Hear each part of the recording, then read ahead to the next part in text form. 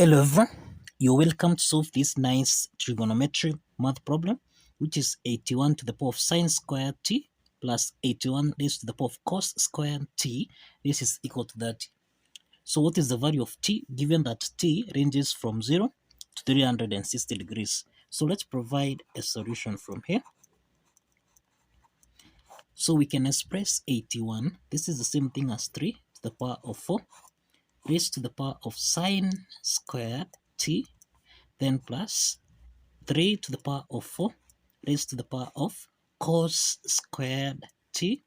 This is equal to 30. The next step is that this is in the form of a to the power of n raised to the power of m, which we can express as a to the power of n multiplied by m. Applying this exponent property, then here we have 3 to the power of 4 sine squared t plus 3 to the power of 4 cos squared t. This is equal to 30. Now, from trigonometry identity, that states that sine squared t plus cos squared t, this is equal to 1. Now, let's make cos squared t to be the subject of the formula so that now we have cos squared t, this is equal to 1 minus sine squared t. Let's substitute where we have cos squared t with 1 minus sine squared t, so that we have 3 raised to the power of 4 sine squared t plus 3 raised to the power of 4 into the parentheses 1 minus sine squared t. This is equal to 30.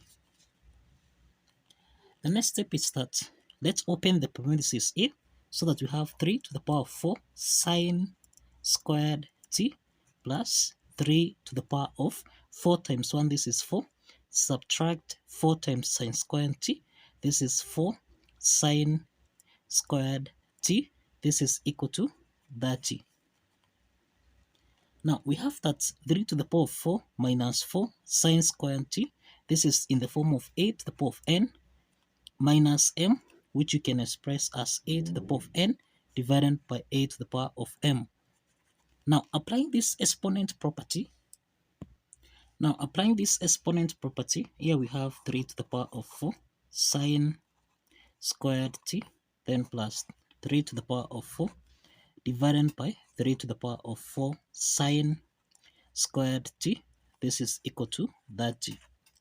Now we have that 3 to the power of 4 sine squared t is common here, so that we can let 3 to the power of 4 sine squared t, let this be equal to k.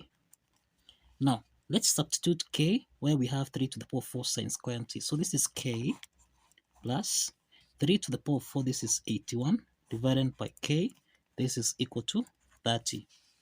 Now k is our whole number, this is over 1, and that is our number, so this is over 1.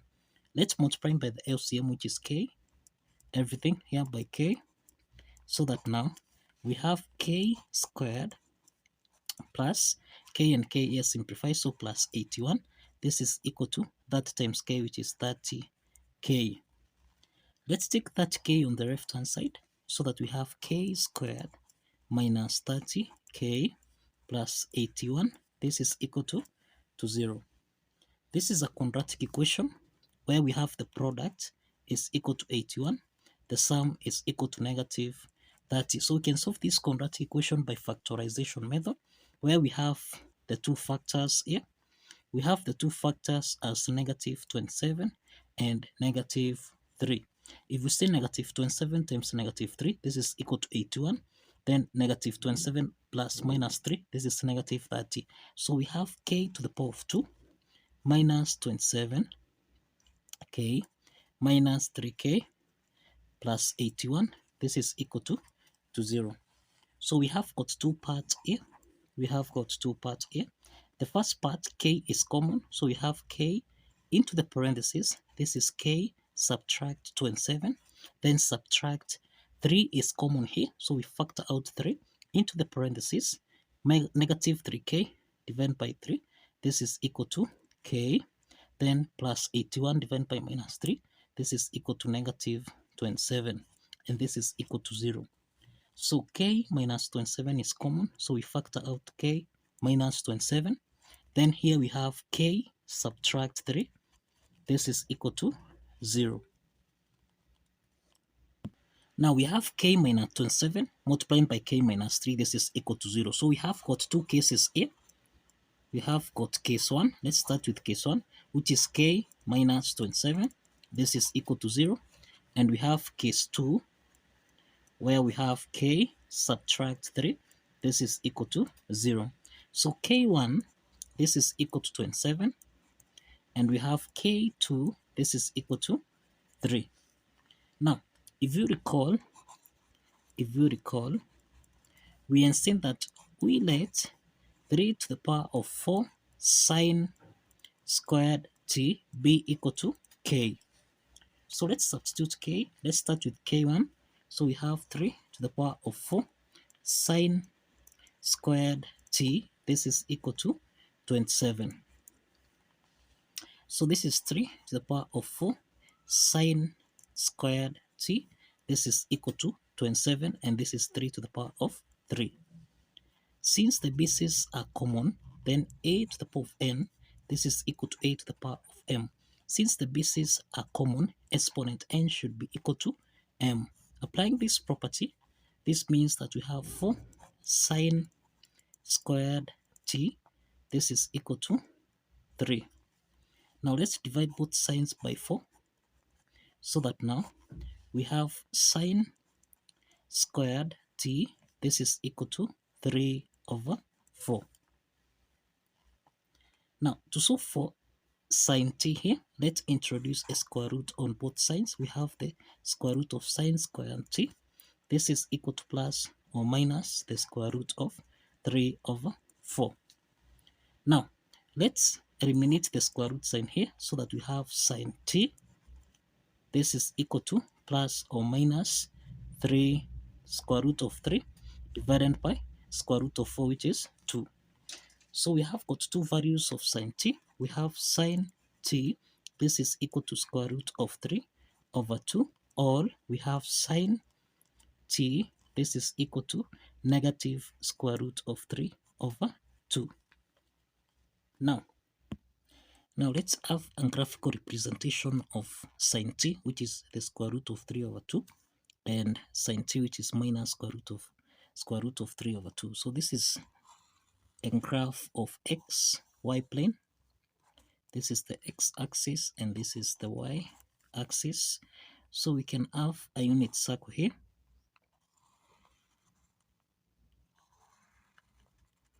Now, here we have 1, 0.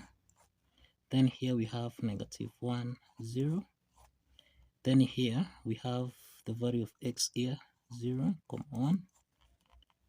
Then here we have 0, negative 1. Now, we have sine is equal to sine t. This is equal to opposite over hypotenuse. Sine is equal to opposite over hypotenuse. So we have our opposite here. This is equal to square root of 3 over 2. And this, we have an angle of 60 degrees. So this is 60 degrees. Now, from 0 to, in the second quadrant, this is the first quadrant that we have 60 degrees. In the second quadrant, we also have an angle here, which is 180 degrees subtract 60 degrees. And this is equal to 120 degrees. So we have 120 degrees in the second quadrant. Now, you find that these are the positive angles of sine t. So we have sine t, which is equal to square root of 3 over 2. We have x, that is, we have t, which is equal to 60 degrees and 120 degrees. These are the positive angles of for sine t, which is square root of 3 over 2. These are the positive angles that are above the xy plane. Now, the angles below the x plane here, these are the angles for sine t, which is negative square root of 3 over 2. Now, in the third quadrant here, from 0 to the third quadrant here, we have another angle here. This is 180. We have 180 degrees plus 60 degrees, and this is equal to 240 degrees. So we have 240 degrees in the third quadrant. Now, in the fourth quadrant, we also have another angle that is from 0 to the fourth quadrant here. We have 360 degrees, subtract 60 degrees, and this is equal to 300 degrees. We have 300 degrees. So this is to mean that sine t, which is negative square root of 3 over 2, we have t equal to 240 degrees and 300 degrees. So this is to mean that in case 1, sine t, which is equal to plus or minus square root of 3 over 2, the angles for t, these are the angles for t. We have 60 degrees, 120 degrees, 240 degrees, and 300 degrees. So these are the angles for t, that is between 0 to 360 degrees. So let's proceed to case 2 from here. Now in case 2, we have that k2, this is equal to 3. And if you recall, we have seen that let 3 to the power of 4 sine squared t be equal to k, which is equal to 3. 3 is raised to the power of 1. And since the bases are common, then we have 4 sine squared t. This is equal to 1. So let's divide both signs by 4. So that now we have sine squared t. This is equal to 1 over 4. Now to solve for sine t, let's introduce a square root on both sides. We have the square root of sine squared t. This is equal to plus or minus the square root of 1 over 4. Now, let's eliminate a square root sign here so that we have sine t. This is equal to plus or minus square root of 1 over 4. This is a half. So we have plus or minus a half. So we have that sine t, this is equal to a half, or we have sine t, this is equal to negative a half. Now, let's have a graphical representation of this. We have a unit circle here. So this is the x-axis, this is the y-axis, and then we have this unit circle here. So here, this is the first quadrant, this is the second quadrant, this is the third quadrant, and this is the fourth quadrant. So we have that sine t, this is equal to opposite over hypotenuse. Now we have the opposite here, this is half, hypotenuse is 1. So we have that sine half, this is equal to an angle of 30 degrees. And then we have that in the second quadrant, we also have another angle here. Remember, angles in a straight line, they end up to 180 degrees. So in the second quadrant, the angle here is 180 degrees minus 30 degrees, so which is equal to 150 degrees. So we have 150 degrees here.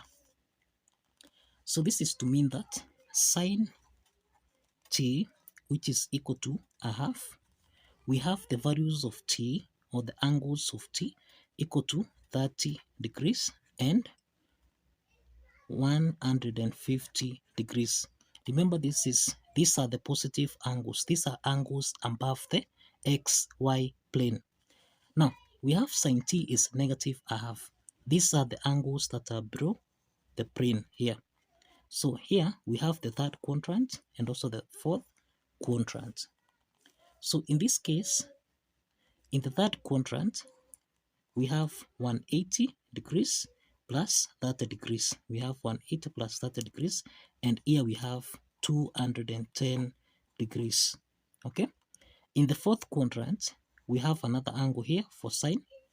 So this means that we have 360 angles in a circle here. They hand up to 360. So we say 360 degrees subtract 30 degrees, and this is equal to 330 degrees. So we have 330 degrees here. So in this case, we are saying that for sine t, which is equal to -1/2, we have the values of t equal to 210 degrees and 330 degrees. Now, this is to conclude that sine t, which is equal to plus or minus a half, we have the angles for t equal to 30 degrees, 150 degrees, 210 degrees, and 330 degrees. So these are the angles for sine t, which is equal to plus or minus a half. So kindly follow the steps, like this video, and subscribe. See you in the next video. Bye bye for now.